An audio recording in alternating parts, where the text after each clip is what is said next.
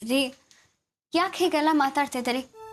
ಹೇಗೋ ಆ ದೇವ್ರ ದಯೆಯಿಂದ ಬೆಟ್ಟದಾಗ ಬಂದಿದ್ದು ಮಂಚನಂತೆ ಕರ್ಗೋಯ್ತು. ಈ ಮನೆ ಸಂಪ್ರದಾಯದ ಪ್ರಕಾರ ಯಾವುದೇ ಶುಭ ಕಾರ್ಯ ಮಾಡೋದಕ್ಕೆ ಮುಂಚೆ ಮನೆ ದೇವರಿಗೆ ಕುಟುಂಬದವರೆಲ್ಲ ಹೋಗಿ ಪೂಜೆ ಮಾಡಿಸ್ಬೇಕಂತೆ. ಈಗ ಅದಕ್ಕೆ ಹೋಗ್ತಿರೋದು. ಎಲ್ಲ ಒಳ್ಳೇದಾಗ್ತಿರ್ಬೇಕಾದ್ರೆ ನೀವ್ಯಾಕೆ ಕೆಟ್ಟದನ್ನು ಮಾತಾಡ್ತೀರಾ? ಸಾರಿ ಕನಕ, ಪ್ರಿಯನ್ ವಿಷಯ ಬಂದರೆ ನಾನು ಯಾಕೋ ತುಂಬ ಡಿಸ್ಟರ್ಬ್ ಆಗಿ ಹೋಗ್ತೀನಿ. ಈ ಮನೆ ಸಂಭ್ರಮ, ನಿನ್ನ ಉತ್ಸಾಹ ಇದನ್ನೆಲ್ಲ ಹಾಳು ಮಾಡೋ ಅಷ್ಟು ಸಣ್ಣ ಮನ್ಸಿನವನಲ್ಲ ನಾನು. ಸರಿ, ನಡಿ ಹೋಗೋಣ. ಸರಿ ಆಯ್ತು, ಬರ್ತೀನಿ. ರೀ ಯಾರ್ದೋ ಫೋನ್ ಬರ್ತಿದೆ ನೋಡಿ. ಹಲೋ, ಅವಿನಾಶ್ ಮಾತಾಡ್ತಾ ಇದ್ದೀನಿ.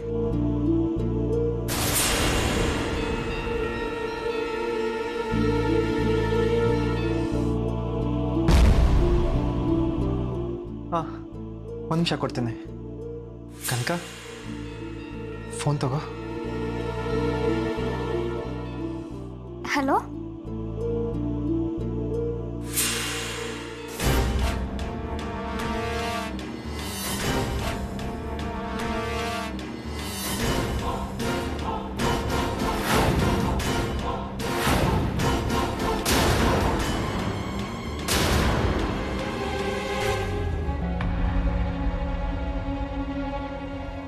ಏನು ಹವಿ, ಎಲ್ಲೋ ನೀನು ಹೆಂಡ್ತಿ ಇನ್ನೂ ಅಲಂಕಾರ ಮುಗ್ದಿಲ್ವೇನೋ? ಅವಿ, ನಿನ್ನೇ ಕೇಳ್ತಾ ಇರೋದು. ಎಲ್ಲೋ ಕನಕ, ಹೋಗಿ ಕರ್ಕೊಂಡು ಬಾ. ಇಲ್ಲ ಅಮ್ಮ, ನಾವಿವತ್ತು ದೇವಸ್ಥಾನಕ್ಕೆ ಹೋಗ್ತಾ ಇಲ್ಲ.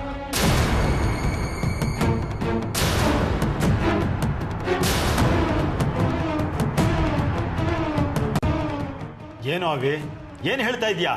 ನಾವು ದೇವಸ್ಥಾನಕ್ಕೆ ಹೋಗ್ತಾ ಇಲ್ವಾ? ಯಾಕೆ? ಇಲ್ಲ ಮಾವ, ನಾನು ಕನಕ ಬೇರೆ ಎಲ್ಲೋ ಹೋಗ್ತಾ ಇದ್ವಿ. ಕನಕ, ಹೊತ್ತಾಗತ್ತೆ, ಹೋಗೋಣವಾ? ಹಾಂ ಹೋಗಿ ಬರ್ತೀವತ್ತೆ. ಅವಿ, ಏ ಅವಿ,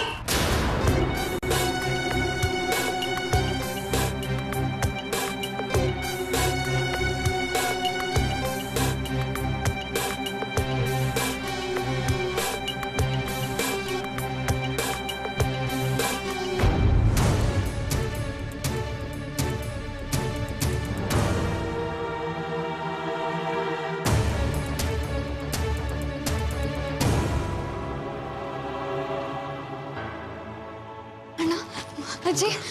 ಕನಕ, ಬಂದೇನವ್ವ, ನೋಡವ್ವ, ಎಂತ ಕೆಲಸ ಮಾಡ್ಕೊಂಬಿಟ್ಟವಳೆ. ಈಗ ಅವ್ರು ಎಲ್ಲಿದ್ದಾರೆ? ಐಸಿಯುನಲ್ಲಿ ಇಟ್ಟಿದ್ದಾರೆ. ಅವ್ರ ಕಂಡೀಷನ್ ಹೇಗಿದೆ? ಅವಳು ಬದುಕುಳಿಯದೆ ಸ್ಯಾನೆ ಕಷ್ಟ ಅಂತ ಹೇಳ್ತಾವ್ರೆ ಕಣವ್ವ. ಕನಕ ಅಮ್ಮ ನೋಡೆ, ನಿಮ್ಮ ಅಕ್ಕೆ ನಮ್ಮೆಲ್ಲ ಬಿಟ್ಟು ಹೋಗೋ ಯೋಚನೆ ಮಾಡ್ಬಿಟ್ಟಿದ್ದಾಳೆ. ನಾವು ಏನು ಕಡಿಮೆ ಮಾಡಿದ್ವಿ ಅವಳಿಗೆ? ಸಮಾಧಾನ ಮಾಡ್ಕೊಳ್ಳಮ್ಮ, ಅದಕ್ಕೆ ಏನೂ ಆಗಲ್ಲ, ಬೇಗ ಹುಷಾರಾಗ್ತಾರೆ. ಏನು ಹುಷಾರಾಗ್ತಾಳೋ ಏನೋ. ಮೈ ಮೇಲೆ ಜ್ಞಾನನೇ ಇಲ್ಲ ಕಣೆ, ಬರೀ ಉಸಿರೊಂದು ಆಡ್ತಿದ್ದಾಳೆ. ಆ ದೇವ್ರು ನನ್ನನ್ನು ಯಾಕಾದ್ರೂ ಬದುಕಿಸಿದ್ನೋ, ಅವತ್ತೇ ಎದೆ ಹೊಡೆದು ಸತ್ತೋಗಿದ್ರೆ ಚೆನ್ನಾಗಿತ್ತು. ಅಮ್ಮ ಯಾಕಷ್ಟು ಅಪ್ಸೆಟ್ ಆಗಿದ್ಯಾ? ನಾವೆಲ್ಲ ಬಂದಿಲ್ವಾ? ಯಾರು ಬಂದ್ರೆ ಏನು ಕನ್ಕಿ? ಹೋಗೋ ಪ್ರಾಣ ಹಿಡ್ಕೊಳಕ್ಕಾಗತ್ತಾ ಅಥವಾ ಹೊಸ ಪ್ರಾಣ ತಂದ್ಕೊಡಕ್ಕಾಗತ್ತಾ? ನಾನು ತಪ್ಪು ಮಾಡಿಬಿಟ್ಟೆ ಅಂತೆ. ನನ್ನಿಂದಾನೇ ಇಷ್ಟೆಲ್ಲ ಆಗಿದ್ದು. ಅಮ್ಮ ನೀನು ಮೊದಲೇ ಹಾರ್ಟ್ ಪೇಷಂಟು, ನಿನ್ನ ಮನ್ಸಿಗೆ ದೊಡ್ಡ ಆಘಾತ ಆಗಿದೆ ಅನ್ಸುತ್ತೆ. ಸಮಾಧಾನವಾಗಿರು. ಅಣ್ಣ, ಇದೆಲ್ಲ ಹೇಗಾಯ್ತು? ಮಗ ಹೋಗಿದ್ದನ್ನ ಮರೀಲಿ ಅಂತ ಒಂದಷ್ಟು ದಿನ ಊರಿಗೆ ಕರ್ಕೊಂಡು ಹೋಗಿದ್ನಮ್ಮ, ಖುಷಿಯಾಗಿರ್ಲಿ ಅಂತ. ಮೊನ್ನೆ ತಾನೇ ಊರಿಂದ ಕರ್ಕೊ ಬಂದೆ, ಚೆನ್ನಾಗೇ ಇದ್ಲು. ಬೆಳಗ್ಗೆ ಹೊತ್ತಿಗೆ ಹಿಂಗೆ ಮಾಡ್ಕೊಬಿಟ್ಟವಳೆ. ನಮ್ಮ ರಾಜಣ್ಣ ನನ್ನ ಕಣ್ಣು ಮುಂದೆನೇ ಕಣ್ಣು ಮುಚ್ಕೊಂಡ್ಬಿಟ್ಟ. ಈ ಶಾಂತ ಎದೆ ಹೊಡ್ಕೊಂಡು ಮನೆ ಕೊಂಡು ಇವಳಿಗೆ ವಾಸಿಯಾಗಿದೆ ಒಂದು ಪುಣ್ಯ ಅನ್ಕೊಂಡೆ. ಅಷ್ಟಾಗೆ ನಮ್ಮ ಕುಬೇರನಿಗೆ ಮಕ್ಕಳಾಗಕ್ಕಿಲ್ಲ, ಅವನ ವಂಶ ನಿರ್ವಂಶ ಆಯ್ತು ಅಂತ ತೀರ್ಮಾನ ತಗೊಂಡೆ. ಹೆಂಗೋ ಇರೋ ಅಷ್ಟು ದಿನ ನೆಮ್ಮದಿಯಾಗಿದ್ದೋ ಕಣ್ಣು ಮುಚ್ಕೊಳ್ಳೋಣ ಅನ್ಕೊಳ್ಳೋ ಅಷ್ಟರಲ್ಲಿ ಲಕ್ಷ್ಮಿ ಹೀಗೆ ಮಾಡ್ಕೊಂಡು ಕುಂತವಳೆ. ಈ ಪಾಪಿ ಕಣ್ಣಿಂದ ನಾನು ಇನ್ನೂ ಏನೇನು ನೋಡ್ಬೇಕು ಶಿವನೇ, ಏನೇನು ನೋಡ್ಬೇಕು? ಅಜ್ಜಿ, ಅತ್ತಿಗೆಗೇನು ಆಗಲ್ಲ. ಅವ್ರು ಮೊದಲಿನ ಹಾಗೆ ಆಗ್ತಾರೆ. ಹೌದು, ನಾವು ಡಾಕ್ಟರ್ ಹತ್ರ ಹೋಗಿ ಮಾತಾಡ್ತೇವೆ. ನೀವೆಲ್ಲ ಧೈರ್ಯವಾಗಿರಿ. ಕನಕ, ಬಾ ಹೋಗೋಣ.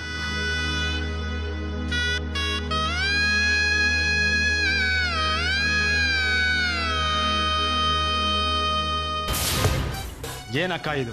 ನಾವಿಲ್ಲಿ ಶ್ರೀಕಾಂತನ ಮದುವೆಗೆ ಸಿದ್ಧತೆ ಮಾಡ್ಕೊಳ್ಳೋ ಹೊತ್ತಲ್ಲಿ ಆ ಲಕ್ಷ್ಮಿಯಲ್ಲಿ ವಿಷ ಕುಡಿದು ಬಿಟ್ಟಿದ್ದಾಳೆ.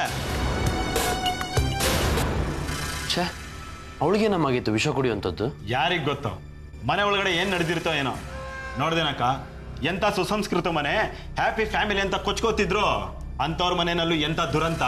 ಅದಕ್ಕೆ ಹೇಳೋದು ಎಲ್ಲಾರ ಮನೆ ದೋಸೆನೂ ತೂತೆ ಅಂತ. ಆತ್ಮಹತ್ಯೆಗೆ ಪ್ರಯತ್ನ ಪಡುವಂಥ ಸಮಸ್ಯೆ ಅವಳಿಗೇನಿತ್ತು? ಲಕ್ಷ್ಮಿ ಮಗು ಹೋಗ್ಬಿಡ್ತಂತೆ. ಬಹುಶಃ ಅದೇ ಕಾರಣದಿಂದಾಗಿ ಈ ಥರ ಮಾಡ್ಕೊಂಡ್ಲೋ ಏನು. ಸಾಕು ಸುಮ್ಮನಿರೋ. ಪ್ರಪಂಚದಲ್ಲಿ ಯಾರ ಮಗುನೂ ಸಾಯೋದೇ ಇಲ್ವಾ? ಒಂದು ಮಗು ಹೋದ್ರೆ ಇನ್ನೊಂದು ಮಗು. ಈ ದೇಶದಲ್ಲಿ ಮಗುಗೇನು ಕೊರತೆನಾ? ಹಾಗಲ್ಲ ಮಾವ, ಡಾಕ್ಟ್ರು ಇನ್ಮೇಲೆ ಅವಳಿಗೆ ಮಕ್ಕಳೇ ಆಗಲ್ಲ ಅಂತ ಹೇಳಿದಾರಂತೆ. ಹಾಗಂತ ಅದಕ್ಕೆ ಹೇಳಿದ್ರು. ಯಾರಿಗೆ ಆದರೂ ಇದೊಂದು ದೊಡ್ಡ ವಿಷಯನೇ ತಾನೆ. ಮೊದಲೇ ಗೋವಿಂದ ನೆಟ್ಟಗಿರಲ್ಲ. ಕೊಲೆ ಸುಲಿಗೆ ಅಂತ ಜೈಲ್ಗೆ ಹೋಗಿ ಬಂದವನು ಅಪ್ಪನ ಮನೆಯಿಂದ ದುಡ್ಡು ತಗೊಂಬ ಅಂತ ಪೀಡಿಸಿರ್ಬೇಕು. ಆದ್ರೆ ಅವಳು ಸಾಯೋದಕ್ಕೆ ಇದೇ ಟೈಮ್ ಬೇಕಾಗಿತ್ತ? ಶ್ರೀಕಾಂತನ ಮದುವೆ ಆದ್ಮೇಲೆ ಟ್ರೈ ಮಾಡ್ಬೋದಿತ್ತಲ್ಲ. ಎಲ್ಲ ಸಮಸ್ಯೆನೂ ಮುಗೀತು. ಇನ್ನಾದು ಶ್ರೀಕಾಂತ್ ಮದುವೆ ತಯಾರಿ ಮಾಡ್ಕೊಳ್ಳೋಣ ಅನ್ಕೊಂಡಿದ್ದೆ. ಮತ್ತೆ ಎಲ್ಲ ಗೋಜ್ಲು ಆಗೋಯ್ತು. ಅಲ್ಲಕ್ಕ, ನಿರ್ವಿಘ್ನವಾಗಿ ಎಲ್ಲ ನಡೀಲಿ ಅಂತ ದೇವಸ್ಥಾನಕ್ಕೆ ಹೋಗಿ ಪೂಜೆ ಮಾಡಿಸ್ಕೊಂಡ್ ಬರೋಣ ಅಂತ ಹೊರಟಿದ್ವಿ. ಅಂತ ಸಮಯದಲ್ಲಿ ಕೆಟ್ಟ ಸುದ್ದಿ ಬಂದಿದೆ ಅಂದ್ರೆ ಇದು ಒಂಥರ ಅಪಶಕುನಾನೇ ಅಲ್ವೇನಕ್ಕ? ಅಪಶಕುನೂ ಇಲ್ಲ, ಏನೂ ಇಲ್ಲ. ನೀನ್ ಸುಮ್ಮನೆ ಎಲ್ಲದಕ್ಕೂ ನಾಶಬಾಯಿ ಹಾಕ್ಬೇಡ. ಇದು ಅಪಶಕುನ ಅಲ್ಲದೆ ಇನ್ನೇನಮ್ಮ? ಈ ಮದುವೆ ಬಿಲ್ಕುಲ್ ನಡೆಯೋದಿಲ್ಲ ಅಂತ ಹೇಳಿದ್ರು ಶಾಸ್ತ್ರಿಗಳು. ಅದಕ್ಕೆ ಪ್ರಿಯ ಹೆಸರನ್ನ ಬದಲಾಯಿಸಿ ಮುಹೂರ್ತ ಇಟ್ಟಿದ್ರು. ಈಗ ಅದಕ್ಕೂ ಕಂಟಕ ಬಂದೋಯ್ತು. ಅವರೆಲ್ಲಿ ಮದುವೆ ಮುಹೂರ್ತ ಇಡೋರು? ನಿನ್ನ ವನವಾಸಕ್ಕೆ ಕಳಿಸೋದಕ್ಕೆ ನಾರು ಮುಡಿ ರೆಡಿ ಮಾಡಿದ್ರು. ನಾನು ಅಕ್ಕ ಅವ್ರ ಕೈ ಬಿಸಿ ಮಾಡಿ ಗ್ರಹಗಳ ದಿಕ್ಕನ್ನೇ ಬದಲಾಯಿಸಿದ್ವಿ, ಗೊತ್ತಾ? ಏನು, ನೀವು ಶಾಸ್ತ್ರಿಗಳಿಗೆ ದುಡ್ಡು ಕೊಟ್ಟು ಜಾತಕ ಹೊಂದುತ್ತೆ ಅಂತ ಹೇಳ್ಸಿದ್ರಾ? ಹ್ಞೂ, ಮತ್ತೆ ಇಲ್ಲ ಅಂದಿದ್ರೆ ನಂಟು ಗಂಟು ಎರಡು ನೆಗೆದು ಬಿದ್ದೋಗ್ತಿತ್ತು ಅಲ್ವೇನಕ್ಕ? ಹಳೇದನ್ನ ನೆನ್ಸ್ಕೊಂಡು ಏನು ಪ್ರಯೋಜನ? ಈಗ ಮುಂದೇನಾಗಬೇಕು ಅಂತ ಯೋಚನೆ ಮಾಡಿ. ಅಲ್ಲ ಅಕ್ಕ, ಆ ಔದಾನಿಗೆ 1000 ರೂಪಾಯಿ ಸುರಿದಿದ್ದು ಎಲ್ಲ ವೇಸ್ಟ್ ಆಗೋಯ್ತಲ್ಲಕ್ಕ. ಸದ್ಯಕ್ಕೆ ಮದುವೆ ನಡೆಯೋ ಯಾವ ಲಕ್ಷಣನೂ ಕಾಣ್ತಿಲ್ವಲ್ಲ. ಏಯ್, ಯಾಕೋ ಏನೇನೋ ಮಾತಾಡ್ತಾ ಇದ್ಯಾ? ಅವಳ ಆತ್ಮಹತ್ಯೆಗೆ ಪ್ರಯತ್ನ ಪಟ್ಲು ಅಂದ್ರೆ ನಮ್ಮ ಶ್ರೀಕಾಂತನ ಮದುವೆ ಯಾಕೆ ನಿಲ್ಲುತ್ತೆ? ಅಕ್ಕ, ಮುಂದೆ ನಿಂತು ಮದುವೆ ಮಾಡ್ತಿರೋದು ಯಾರು? ಅವಿ ಕನಕ. ಲಕ್ಷ್ಮಿ ಯಾರು? ಕನಕನ್ ಅತ್ತಿಗೆ. ಅವಳು ಸಾಯೋ ಸ್ಥಿತಿಲಿ ಇದ್ದಾಳೆ ಅಂದ್ರೆ ಕನಕನ್ಗೆ ಮದುವೆ ಕಡೆ ಗಮನ ಎಲ್ಲಿರುತ್ತೆ? ಅಕಸ್ಮಾತ್ ಸತ್ತೇ ಹೋದ್ಲು ಅಂದ್ಕೋ, ಕನಕ ಎಲ್ಲಾ ಕೆಲಸ ಮುಗಿಯೋವರೆಗೂ ಮದ್ವೆಗೆ ಒಪ್ತಾಳೇನಕ್ಕ? ಸತ್ರು ಸರಿ, ಬದುಕಿದ್ರು ಸರಿ. ಒಂದ್ ವೇಳೆ ಅತ್ತ ಸಾಯ್ದೆ ಇತ್ತ ಬದುಕದೆ ಕೋಮಾಗ ಹೋಗ್ಬಿಟ್ರೆ?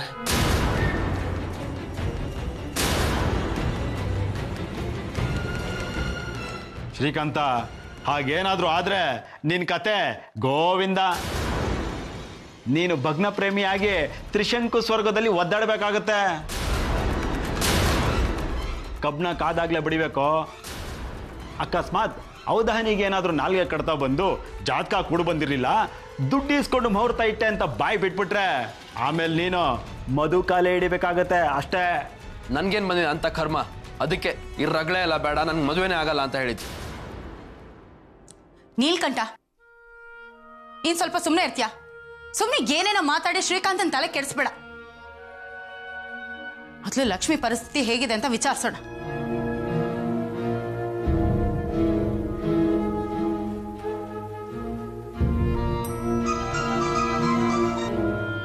ಹಲೋ. ಹಲೋ, ಯಾರು ಮಾತಾಡ್ತಿರೋದು? ನಾನು ಕನಕ ಅವ್ರ ಅತ್ತೆ ಪದ್ಮ. ನಮಸ್ತೆ, ನೀವಾ? ಹಾ, ವಿಷಯ ಗೊತ್ತಾಯ್ತು. ಲಕ್ಷ್ಮಿ ಸಾಯೋ ಪ್ರಯತ್ನ ಮಾಡಿದಾಳೆ ಅಂತ ಕೇಳಿ ತುಂಬಾ ಬೇಜಾರಾಯ್ತು. ನೋಡಿ, ಎಂಥ ಕೆಲಸ ಮಾಡ್ಕೊಂಬಿಟ್ಲು. ಎಲ್ಲ ನಮ್ಮ ದುರಾದೃಷ್ಟ. ಮಗುನ್ ಕಳ್ಕೊಂಡ್ವಿ. ಡಾಕ್ಟ್ರು ಇನ್ನು ಮುಂದೆ ನಿಮಗೆ ಮಕ್ಕಳು ಆಗಲ್ಲ ಅಂತ ಹೇಳ್ಬಿಟ್ರು. ಅದನ್ನೇ ಮನಸ್ಸಿಗೆ ಹಚ್ಕೊಂಡು ಕೊರಗ್ತಾ ಇದ್ಲು. ವಾತಾವರಣ ಬದಲಾದ್ರೆ ಸರಿ ಹೋಗ್ತಾಳೆ ಅಂತ ಅವ್ರ ಅಪ್ಪನ ಮನೆ ಕರ್ಕೊಂಡು ಹೋಗಿದ್ದೆ ಒಂದು ಸ್ವಲ್ಪ ದಿನ. ಅಲ್ಲಿಂದ ಕರ್ಕೊಂಡು ಬಂದ್ಮೇಲೆ ಹೀಗೆ ಮಾಡ್ಕೊಂಡಿದ್ದಾಳೆ. ನೋಡಿ, ಸ್ವಲ್ಪ ಸಮಾಧಾನ ಮಾಡ್ಕೊಳ್ಳಿ. ಅವಳ ಮನಸ್ಥಿತಿ ತುಂಬ ಸೂಕ್ಷ್ಮವಾಗಿದೆ ಅನಿಸುತ್ತೆ. ಈಗ ಅವಳು ಹೇಗಿದ್ದಾಳೆ? ಕೋಮಾದಲ್ಲಿದ್ದಾಳೆ, ಇನ್ನೂ ಪ್ರಜ್ಞೆ ಬಂದಿಲ್ಲ. ಪ್ರಜ್ಞೆ ಬರೋ ತನಕ ಏನು ಹೇಳಕ್ಕಾಗಲ್ಲ ಅಂತ ಹೇಳಿದ್ದಾರೆ ಡಾಕ್ಟ್ರು. ನನ್ಗಂತೂ ಕೈ ಕಾಲು ಆಡದೇ ಇರಂಗೆ ಆಗ್ಬಿಟ್ಟಿದೆ. ಎಷ್ಟೇ ಖರ್ಚಾದರೂ ಪರವಾಗಿಲ್ಲ, ಒಳ್ಳೆ ಟ್ರೀಟ್ಮೆಂಟ್ ಕೊಡಿಸಿ. ನಾವೆಲ್ಲ ನಿಮ್ಮ ಜೊತೆಲಿದ್ದೀವಿ, ಒಳ್ಳೆ ಡಾಕ್ಟ್ರಿಗೆ ತೋರಿಸಿ. ಏನು ಟ್ರೀಟ್ಮೆಂಟ್ ಕೊಡ್ಸೋದೇನೋ, ಕೈಯಲ್ಲಿ ಒಂದು ಬಿಡುಗಾಸು ಇಲ್ಲ. ಮಗುನ ಉಳಿಸ್ಕೊಳ್ಳೋಣ ಅಂತ ಇದ್ದ 50,000 ಖರ್ಚು ಮಾಡಿದೆ. ಇವಳು ನೋಡಿದ್ರೆ ಹೀಗೆ ಮಾಡ್ಕೊಂಡಿದ್ದಾಳೆ. ನನಗಂತೂ ದಿಕ್ಕೆ ತೋಚದಂಗಾಗಿದೆ. ನೋಡಿ, ಧೈರ್ಯವಾಗಿರಿ, ಯಾವ್ದಾದ್ರು ಒಂದು ಸಹಾಯ ಒದಗುತ್ತೆ. ನಿಮ್ಮ ಅಮ್ಮಂಗೆ ಹಾರ್ಟ್ ಅಟ್ಯಾಕ್ ಆಗಿ ಸಾಯೋ ಸ್ಥಿತಿಲಿದ್ದಾಗ ನೀವು ಅವ್ರ ಜೊತೆಲಿ ಇರಲಿಲ್ಲ, ಆದರೂ ಆ ದೇವರೇ ಸಹಾಯ ಮಾಡಲಿಲ್ವಾ? ದೇವ್ರಲ್ಲಮ್ಮ, ರುದ್ರಮೂರ್ತಿಗಳೇ ದೇವ್ರ ಥರ ಬಂದು ನಮ್ಮ ಕೈ ಹಿಡಿದ್ರು. ಈಗಲೂ ಹಾಗೇನೆ, ಯಾವುದೋ ಒಂದು ಶಕ್ತಿ ನಿಮ್ಗೆ ಖಂಡಿತ ಸಹಾಯ ಮಾಡೇ ಮಾಡುತ್ತೆ. ಲಕ್ಷ್ಮಿನ ಹುಷಾರಾಗಿ ನೋಡ್ಕೊಳ್ಳಿ. ಏನಾದರೂ ಸಹಾಯ ಬೇಕು ಅಂದರೆ ನಂಗೆ ಫೋನ್ ಮಾಡಿ, ಸಂಕೋಚ ಪಡ್ಕೊಳ್ಬೇಡಿ. ಲಕ್ಷ್ಮಿಗೆ ಪ್ರಜ್ಞೆ ಬಂದರೆ ನಂಗೆ ಫೋನ್ ಮಾಡಿ ತಿಳಿಸಿ. ಫೋನ್ ಇಡ್ತೀನಿ. ಸರಿಮ್ಮ. ಏನಂತಕ್ಕ? ನೀಲ್ಕಂಠ, ನೀನು ಹೇಳ್ದಂಗೆ ಆಯಿತು ಕಣೋ. ಲಕ್ಷ್ಮಿ ಕೋಮದಲ್ಲಿದ್ದಾಳಂತೆ. ಯಾವ ಭರವಸೆನೂ ಕೊಡೋಕ್ಕಾಗಲ್ಲ ಅಂತ ಡಾಕ್ಟ್ರು ಹೇಳಿದಾರಂತೆ. ಅಕ್ಕ, ಅಷ್ಟು ಕೇಳಿ ಫೋನ್ ಇಡ್ಬೇಕಾಗಿತ್ತು ತಾನೆ. ನೀನೇನೋ ಕರುಣೆಯ ಕೋಡಿನೇ ಹರಿಸ್ತಿದ್ದೆ. ಈಗಲೂ ಅವ್ರ ಜೊತೆ ಮಾತಾಡಲಿಲ್ಲ ಅಂದರೆ ತಪ್ಪಾಗುತ್ತೆ ಕಣೋ. ಪಾಪ, ಅವ್ರ ಕೈಯಲ್ಲಿ ಬಿಡುಗಾಸು ಇಲ್ವಂತೆ. ಬರೀ ಬಾಯಲ್ಲಿ ಕಷ್ಟ ಸುಖ ವಿಚಾರಿಸೋ, ಯಾರು ಬೇಡ ಅಂದ್ರು. ಕರೆನ್ಸಿ ಖಾಲಿಯವರೆಗೂ ವಿಚಾರಿಸೋ. ಆದ್ರೆ ಅದೇನೋ ಏನಾದ್ರೂ ಬೇಕಾದ್ರೆ ಫೋನ್ ಮಾಡೋ ಅಂದೆ. ಏನಿದೆ ಇಲ್ಲಿ ಕೊಡೋದಕ್ಕೆ? ಸುಮ್ಮನೆ ಮಾತಿಗೆ ಹಾಗಂದೆ ಕಣೋ. ಅದನ್ನೇ ನೆಪ ಮಾಡ್ಕೊಂಡು ಆ ಗೋವಿಂದ ಏನಾದ್ರೂ ಗಂಟಿದ್ರೆ ಕೊಡಿ ಅಂತ ಹೆಗ್ಲೇರಿದ್ರೆ ಏನಕ್ಕ ಮಾಡ್ತೀಯಾ? ಅದು ಸರಿನೇ. ತುಂಬ್ತೋರ್ ಮುಂದೆ ಕಷ್ಟ ಸುಖ ಹೇಳ್ಕೊಂಡ್ರೆ ಏನು ಪ್ರಯೋಜನ? ಅವ್ರಿಗಾದ್ರೂ ವಿಷ ತಗೊಳೋದಕ್ಕೆ 3 ಕಾಸಿತ್ತು. ನಮಗೇನಿದೆ? ಬೈಟು ವಿಷ ತಗೋಬೇಕು ಅಂದ್ರೆ ಅವಿನಾಶನ ಹತ್ರ ಕೈ ಒಡ್ಬೇಕು. ನೀಲ್ಕಂಠ, ನಾನಿಲ್ಲಿ ಶ್ರೀಕಾಂತನ್ ಮದುವೆ ಗತಿ ಏನು ಅಂತ ಯೋಚನೆ ಮಾಡ್ತಾ ಇದ್ರೆ ಸಾಯೋ ಮಾತಾಡ್ತೀಯಲ್ಲೋ. ಕನಕಂಗೆ ಅವ್ರ ಅದಕ್ಕೆ ಅಂದ್ರೆ ಪ್ರಾಣ. ಮೊದಲು ಅವಳಿಗೆ ಪ್ರಜ್ಞೆ ಬರಬೇಕು. ಇಲ್ಲಾಂದ್ರೆ ಇಲ್ಲಿ ಯಾರಿಗೇನಾದ್ರೂ ಅವಳಿಗೆ ಗಮನ ಇರಲ್ಲ ಅಷ್ಟೇ. ಅದಕ್ಕೇನೀಗ? ಇದೆಯಲ್ಲ 2 ಬಳೆ ಸರ, ಅದನ್ನ ಕರೆಸಿ ಲಕ್ಷ್ಮಿಗೆ ಟ್ರೀಟ್ಮೆಂಟ್ ಕೊಡ್ಸು. ಈಗಾಗ್ಲೇ ಲಗ್ನಕ್ಕೆ ಅಂತ 1 ಸರ ಡಮಾರ್ ಆಗಿದೆ, 2 ಸರನು ಗೋತಾ ಹೊಡಿಯುತ್ತಷ್ಟೇ. ಏಯ್, ನಾನೆಲ್ಲೋ ಹೇಳ್ದೆ ಸರ ಕರಗಿಸಿ ಅವ್ರಿಗೆ ಟ್ರೀಟ್ಮೆಂಟ್ ಕೊಡಿಸ್ತೀನಿ ಅಂತ. ಅವಳಿಗೆ ಪ್ರಜ್ಞೆ ಬರಬೇಕು ಅಂತ ಹೇಳ್ದೆ ಅಷ್ಟೇ. ನೀನ್ ಆಮೇಲೆ ಹೋಗ್ಬಿಟ್ಟು ಹೇಳ್ಬಿಟ್ಯಾ ನಮ್ಮಕ್ಕ ಸರ ಕೊಡ್ತಾಳೆ ಟ್ರೀಟ್ಮೆಂಟ್ ಕೊಡ್ಸಿ ಅಂತ. ನಿನ್ ಮುಂದೆ ಏನ್ ಮಾತಾಡಿದ್ರು ಪ್ರಯೋಜನ ಇಲ್ಲ.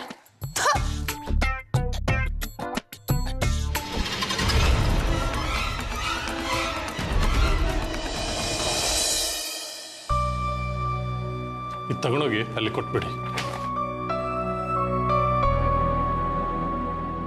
Hello doctor. Yes, please sit down, take your seat. ನಾನು ಅವಿನಾಶ್ ಅಂತ, ಇವಳು ನನ್ನ ಮಿಸ್ಸಸ್ ಕನಕ. ಲಕ್ಷ್ಮಿ ಅಂತ ಒಬ್ರು ಸೂಸೈಡ್ ಅಟೆಂಪ್ಟ್ ಮಾಡ್ಕೊಂಡಿದ್ದಾರಲ್ಲ, ಅವ್ರ ಬಗ್ಗೆ ಮಾತಾಡೋಣ ಅಂತ ಬಂತೀವಿ. ಏನಾಗಬೇಕು ನೀವು ಅವರಿಗೆ? ಅವ್ರು ನನ್ನ ಅತ್ತಿಗೆ. I C. ಡಾಕ್ಟರ್, ನಮ್ಮ ಅತ್ತಿಗೆ ಕಂಡೀಷನ್ ಈಗ ಹೇಗಿದೆ? ತುಂಬ ಕ್ರಿಟಿಕಲ್ ಆಗಿದೆ. ಆಕೆ ಬದುಕೋದು ಅನುಮಾನ.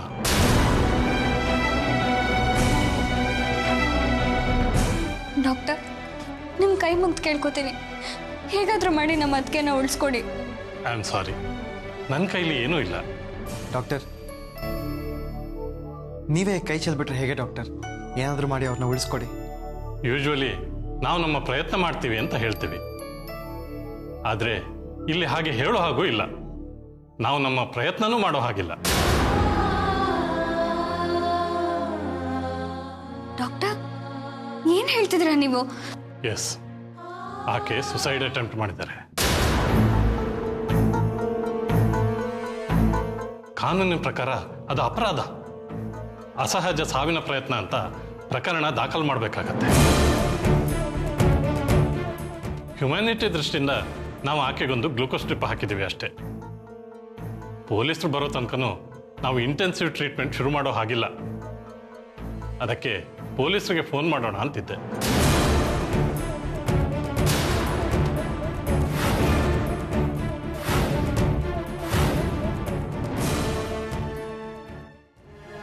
ಡಾಕ್ಟರ್, ದಯವಿಟ್ಟು ಪೊಲೀಸ್ನವರು ಕಂಪ್ಲೇಂಟ್ ಮಾಡಬೇಡಿ.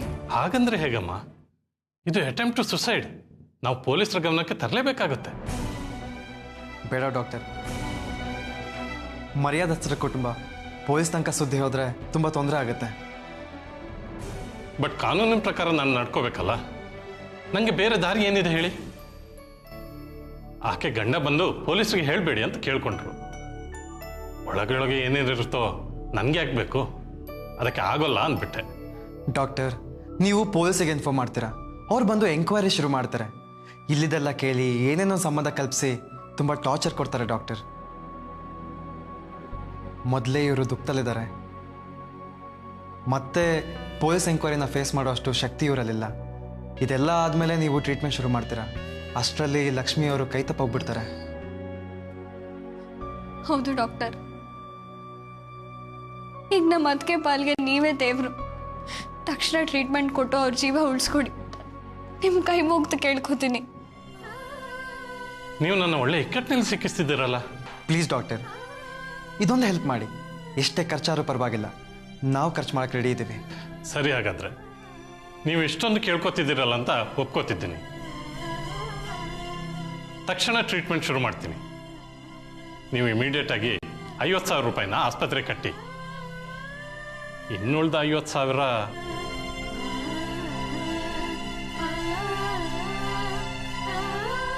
ಸರಿ ಡಾಕ್ಟರ್, ಅರ್ಥ ಆಯಿತು. ಹಾಗೆ ಮಾಡ್ತೀವಿ. ನೀವು ಮಾತ್ರ ಇಮಿಡಿಯೇಟಾಗಿ ಟ್ರೀಟ್ಮೆಂಟ್ ಶುರು ಮಾಡ್ಕೊಳ್ಳಿ. ಖಂಡಿತ ಶುರು ಮಾಡ್ತೀನಿ. ಆದರೆ 48 ಅವರ್ಸು ನಾನು ಏನೂ ಹೇಳೋಕ್ಕಾಗಲ್ಲ. ಅಷ್ಟರೊಳಗೆ ಆಕೆ ಪ್ರಜ್ಞೆ ಬಂದರೆ ಬದುಕುಳಿಯೋ ಚಾನ್ಸಸ್ಸು 50% ಇದೆ. ಇಲ್ಲ ಅಂದರೆ ಸ್ವಲ್ಪ ಕಷ್ಟನೇ.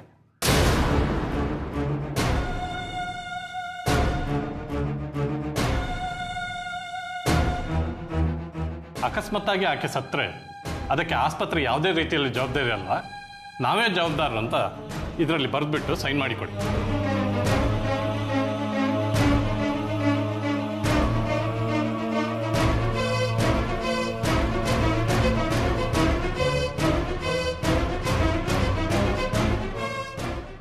ಡಾಕ್ಟರ್, ಆದಷ್ಟು ಬೇಗ ಟ್ರೀಟ್ಮೆಂಟ್ ಶುರು ಮಾಡಿ. Okay, I will try my level best. ನೀವು ದುಡ್ಡಿನ ವ್ಯವಸ್ಥೆ ಮಾಡಿ.